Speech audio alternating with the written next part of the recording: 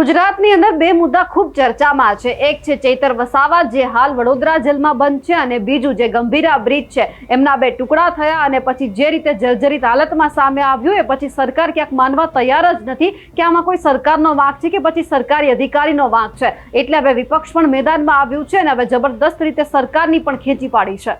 નમસ્કાર, આપ જોઈ રહ્યા છો નિર્ભય ન્યૂઝ અને હું છું આપની સાથે રિદ્ધિ।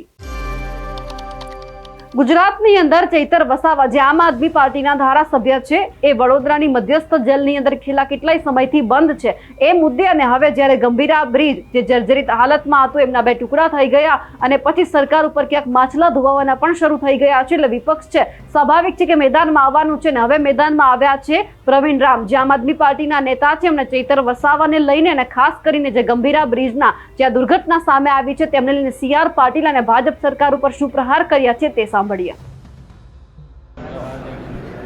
उपस्थित तमाम वडील मुरब्बीओं, तमाम युवाओं, तमाम माताओं और बहनों, आप સૌપ્રથમ તો દિલગીર છીએ કે આપ ઘણા સમયથી લગભગ 11-12 વાગ્યાથી બધા રાહ જોઈને બેઠા છે અને સતત અહીંયા સ્થળ ઉપર આપ બધા ટકી રહ્યા છો એ બદલ આપ સૌને અભિનંદન અને આપ સૌનો હું પહેલા તો આભાર માનું છું। વિસાવદરના વિજયનો વિજય સંદેશ લઈને જ્યારે માનની સુદાનભાઈ ગઢવી તમારી વચ્ચે આવ્યા છે ત્યારે આ મંચ ઉપર ઉપસ્થિત આદરણીય ભાઈ નરેશભાઈ બારિયા હોય, ભાઈ બબુભાઈ હોય, ભાઈ રાકેશભાઈ હોય, अन्य तमाम जगह पर मंच से तमाम महानुभावों છે,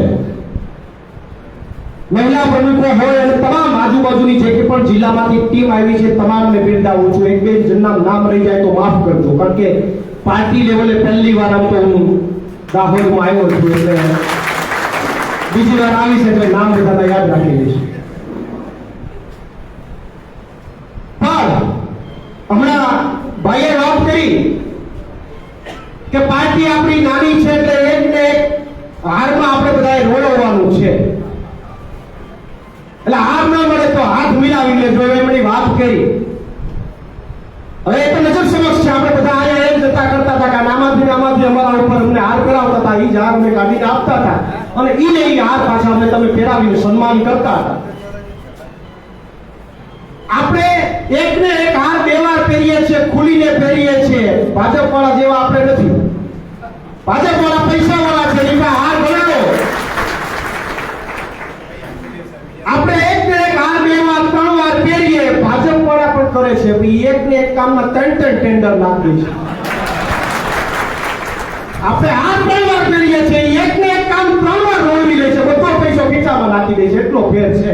કોઈ પૂછે કે આમ આદમી પાર્ટી ભાજપમાં શું ફેર, તો એટલો ફેર છે। વાત સાચી કે નહીં?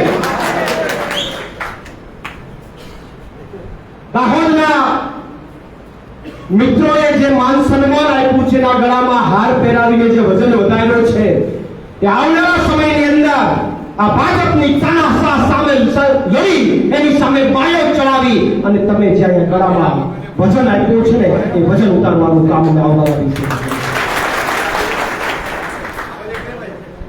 ચૂંટણી વિસાવદર આવી, ચૂંટણી વિસાવદરમાં આવી અને ઉકળાટ આખા ગુજરાતમાં તો આવ્યો પણ ઉકળાટ સૌથી વધારે તમારા વિસ્તારોમાં આવ્યો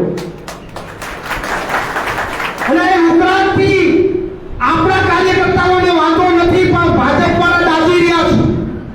આ ઉકળાટ ભાજપના કાર્યકર્તાઓને નેતાને ગજાડી રહ્યો છે। એનું તમને કારણ કહું કે વિસાવદર જીતા અને એનો ઉકળાટ અહીંયા આવ્યો શું કામ? કારણ કે ભ્રષ્ટાચારની સામે લડતા અને ભ્રષ્ટાચારની સામે અવાજ ઉઠાવતા એવા આદિવાસી ના નેતા આદિવાસી કિંગને ચેતરભાઈ વસાવાને ખોટી રીતે ખોટા કેસ કરીને અંદર નાખવાનો જે કારસો થયો છે ને એનો મતલબ તમારે સમજી જવાનું છે કે રેલો અહીંયા સુધી ભોગી ગયો છે। બીજેપી મોખલાઈ ગઈ છે। અરે સાહેબ, જે ભ્રષ્ટાચારની પોલ ખુલી પાડે એને તમે અંદર નાખો અને વાતો પર કેવી કે કાચ માર્યો, પાણીનો ગ્લાસ માર્યો, અને ગુજરાતની નહીં આખા દેશની હિસ્ટ્રીમાં પહેલી વાર કોઈ આવા કેસ બન્યા હશે કે પાણીના ગ્લાસમાં 300 હાથ લાગે. આનો ઇતિહાસ પડી જવાનો છે કે પાણીના ગ્લાસમાં 307 લાગી જાય. બોલો. અને હકીકતમાં તો એવી કોઈ ઘટના જ નથી બની, પણ ફસાવવા કેમ, જામીન કેમ ન મળે, અંદર જેલમાં કેમ વધારે રહે, આ પ્રયત્ન હતો. પણ હવે એને એમ થયું કે હારું આ તો ખાતા ખોટું થઈ ગયું, હવે તો લોકચાહના વધવા માંડી છે. ખાતા ખોટું થઈ ગયું, હવે પાછો રિવેશ કરવાનો એમ નથી, રિવેશ કરવાનો છે ખોટા પડે છે. હારું કેમ રિવેશ લાગી ગયો છે પેલો બીજો ગેર, એટલે હવે ચોથા પાંચમા ગેર સુધી જવું જ પડે છે. અને અમને વાંધો નથી, છઠ્ઠો ગેર મારો ને અમારે કાંઈ વાંધો નથી, અમને જેલમાં રહેવું ગમે છે. એમાં ક્યાં મોટી વાત છે? પણ આપ સૌ જે લડાઈ લડી રહ્યા છો આપણા વિસ્તારની અંદર, મને એક વાતની અનુભૂતિ થાય છે કે સૌરાષ્ટ્રની અંદર આમ આદમી પાર્ટીને જે લોકો આશીર્વાદ આપી રહ્યા છે, એટલા જ એનાથી કદાચ વિશેષ આશીર્વાદ તમારા વિસ્તારમાં અહીંના લોકો આપી રહ્યા છે. મને રાજીપો છે. અને હવે તો ગુજરાતની આત્મા જાગશે, 100% જાગશે. આપણે તો જાગ્યા છીએ, પણ હવે ગુજરાતના લોકોની આત્માને જગાડવાનું પણ કામ કરવું પડશે. કારણ કે આજે સવારે બનેલી તાજેતરની જ ઘટના, બરોડાથી પાદરા બાજુનો આ ત્યાં જે બ્રિજ તૂટ્યો, અને બ્રિજમાં અત્યાર સુધીનો આંકડો છે કે 6 લોકોના મૃત્યુ થયા છે. હજી એનાથી વિશેષ આંકડો આવશે, પણ 6 લોકોના મૃત્યુ થયા. હવે વિચાર કરો કે બ્રિજ ઉપર, મેં હમણાં વિડિયો જોયો મેં ઇસ્માનભાઈએ કે બ્રિજ નબળો છે. આવો વિડિયા મિત્રો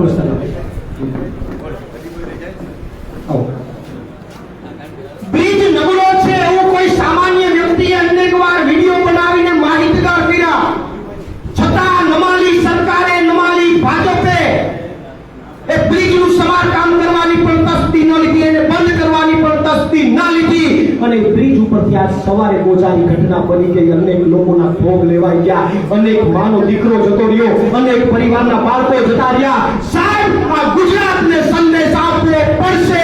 વિજય સંદેશ તો સાઈડમાં રહ્યો, પણ આ સંદેશ આપવો પડશે કે આ ભાજપના ભ્રષ્ટાચારના કારણે મારો ગુજરાતનો નાગરિક જો મરતો હોય તો આ ભાજપને હવે તોડફેડી કરવાનો સમય આવ્યો છે. કારણ કે તમે મોતનો સામાન્ય માણસ મરી જાય અને તમને મોતની કઈ લેવા દેવા જ ન હોય, તો હવે તાકાત ગુજરાતની જનતાએ બતાવવી પડશે અને ગુજરાતની જનતાનો આત્મા જગાડવાનું કામ આપણે બધાએ કરવું પડશે. બોલો, કરશો હા કે ના? બીજી તમારા વિસ્તારની અંદરની એક ઘટના એ વાત કરીને પછી મારી વાણીને હું વિરામ આપીશ. મનરેગામાં કૌભાંડો થયા. મને હમણાં એક ભાઈ આવીને એમણે આખી ફાઇલ આપી. એ ગામની અંદરથી આખા કામ ખાઈ ગયા. મેં પૂછ્યું કોણ ખાઈ ગયું? તો કે મંત્રીના બે દીકરા. મને પુરાવા આપ્યા. વાત કરી બીજી, નલ સે જલ યોજના, નળ આવી ગયા, પણ હારું ખેતીનું આમ નળ ખોલીએ પણ ટીપું નથી આવતું પાણી. નળ આવી ગયા, જળ નથી આવતું. ઘણા લોકોએ વિચાર ઘણી વાર ટ્રાય કરી કે જોવા દે છે આવ્યું કે નહીં, આવ્યું કે નહીં, પણ કાંઈ નથી આવતું. આ યોજના નલ સે જલ નહોતી, તમે ભૂલ ખાઈ ગયા. આ યોજના નલ સે ધન હતી, જલ નહોતી. કે નલમાંથી ધન બનાવવા વાળાએ બનાવી લીધું છે, કોન્ટ્રાક્ટરોએ, ભાજપના નેતાએ. હવે આ યોજના 2022માં જોજો, સમજો, 2022માં યોજના પૂર્ણ કરવાની હતી. આજે મોટા ભાગની જગ્યાએ આ લોકોએ નળ જે આપવાના હતા અથવા પાઇપલાઇન આપવાની હતી એ બધી આપી દીધી. નબળી ગુણવત્તાની, ભ્રષ્ટાચાર કર્યો, ક્યાંક 20% કામ થયું. એ યોજનામાં તમામ ગ્રાન્ટો હતી એ ફાળવી દીધી. અને હવે આપણા ગુજરાતના પેલા CR પાટીલ સાહેબ દિલ્હી જઈને સુફિયાની વાતો કરે છે કે આ નલ સે જલમાં ખોટું થયું છે એટલે હવે ગ્રાન્ટ બંધ. એ કે હવે ગ્રાન્ટ બંધ કેમ થાય? એટલા સુધી ગુજરાતમાં તમને ખબર નહોતી કે નલ સે જલમાં ખોટું જ થઈ રહ્યું છે, જલ નથી આવી રહ્યું. હવે 80% ગ્રાન્ટ જતી રહી અને થોડી ઘણી બાકી રહી તો કે હવે ગ્રાન્ટ બંધ. આ તો ઓલા જેવી વાત થઈ, આખો હાથી જતો રહ્યો પછી પૂછડું પકડે છે. આખો હાથી જતો રહ્યો અને હવે પૂછડું પકડવા ધોયા છે. એ પૂછડું હું કામ પકડે છે એ તમને કહું. કારણ કે તમારામાંથી અવાજ ઉઠી ગયો છે કે નળ તો આવ્યા જળ કેમ નહીં, નળ તો આવ્યા જળ કેમ નહીં. એ આક્રોશને ઠંડો પાડવા ઉપરથી ખાલી આવું નાટક કરવામાં આવ્યું છે કે ભાઈ ગ્રાન્ટ બંધ એટલે તમને એમ થાય કે ઓહો સરકારે પોઝિટિવ કામ કર્યું. પણ ગ્રાન્ટ બંધ તો હવે થોડી ઘણી વધી, આગળની હતી ક્યાં ગઈ? અને તમારી તાકાત હોય, તમારા અધિકારીઓ એમ કહે છે કે ઓકાતમાં રહેજો, તો હું તમને કહું, એ ભાજપને કહું કે તમારી ઓકાત હોય તો નલ સે જલ યોજનામાં ઈડીએ સીબીઆઈ ની તપાસ બેસાડો ને જેટલા કોન્ટ્રાક્ટરો ને જેટલા નેતા હોય ને પકડીને જેલમાં નાખો. જેટલા પણ હોય ને જેલમાં નાખો. બાકી ગ્રાન્ટ બંધ એમ કરીને તમે ખાલી સુફિયાની વાતો કરો એમાં મજા નથી. અહીંયાથી ચેલેન્જ આપીએ છીએ કે કરો ઈડીએ સીબીઆઈ ની તપાસ, જે પણ જવાબદાર હોય એને જેલમાં નાખો. પણ ગરીબ આદિવાસીના ગરીબ લોકોના પૈસા ખીચામાં નાખીને સુફિયાની વાતો કરવાનો એનો કોઈ મતલબ નથી. એટલે બીજી કોઈ વિશેષ ચર્ચા ન કરતા એટલી વાત છેલ્લી આપને કહીને જાઉં છું કે માનનીય ઈશુદાનભાઈ આપણી વચ્ચે જ્યારે વિજય સંદેશી આપણા લઈને આવ્યા છે, માનનીય ગોપાલભાઈ પણ ઉપસ્થિત રહેવાના હતા, પણ એમને વિસાવદર જવું ખૂબ જરૂરી હતું. કારણ કે જીતા પછી લોકોની વચ્ચે રહેવું ખૂબ, કારણ કે લોકોની અપેક્ષાઓ ખૂબ હતી, તો એ નતા જઈ શક્યા. એટલા માટે ત્યાં એને તાત્કાલિક જવું ખૂબ જરૂરી હતું, એટલે એ હાજર નથી રહી શક્યા. માનનીય ઈશુદાનભાઈ ગઢવી આપણા અધ્યક્ષ જે છે એમની આગેવાનીમાં વિજય સંદેશની યાત્રા દાહોદ મુકામે જ્યારે પહોંચી છે ત્યારે એક મેસેજ આપીને જાઉં છું. હું લોકલી મારો વિસ્તાર સૌરાષ્ટ્ર, આખા ગુજરાત માટે હું લડ્યો છું, ગુજરાતના કર્મચારીઓ, બેરોજગાર યુવાનો, ખેડૂતો માટે. પણ વિસાવદરની જનતાએ જે મત આપ્યો છે ને આમ આદમી પાર્ટીને, માત્ર વિસાવદર માટે નથી આપ્યો. વિસાવદરની જનતાએ જે મત આપ્યો છે માત્ર વિસાવદર માટે નથી આપ્યો સાહેબ. એ વિસાવદરના લોકોનો મેસેજ લઈને તમારી પાસે આવ્યો છું કે વિસાવદરના લોકોએ મત એટલા માટે આપ્યો છે કે આખા ગુજરાતમાં પરિવર્તન લાવવું છે અને ગુજરાતમાંથી અને મેસેજ અને વાત લઈને તમારા સુધી આવ્યો છું. ત્યારે આપ સૌને કહું છું કે વિસાવદરની ધરતી અને વિસાવદરના લોકોએ ઉર્જા આપી છે, તો હવે ઘર ઘર સુધી જવાનું છે અને ઘરે ઘરે જઈને ગુજરાતની આત્મા જગાડવાનું કામ કરવાનું છે. ઘરે ઘરે જઈ અને ગુજરાતની આત્માને જગાડવાનું કામ કરવાનું છે. બોલો કરશો હા કે ના? બોલો કરશો હા કે ના? મારે માઇકમાં ગયું રહી ગયું, તમારે ક્યાં રહી ગયું?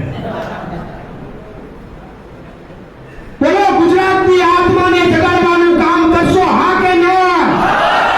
બોલો કરશો હા કે ના? હવે દાવત જોઈ આભાર. ખૂબ ખૂબ આભાર. અમારા અહેવાલને લઈને આપનું શું માનવું છે કમેન્ટ કરીને ચોક્કસથી જણાવજો. સાથે જ અમારી નિર્ભય ન્યૂઝ ચેનલને લાઇક, શેર અને સબસ્ક્રાઇબ કરવાનું ભૂલશો નહીં. નમસ્કાર.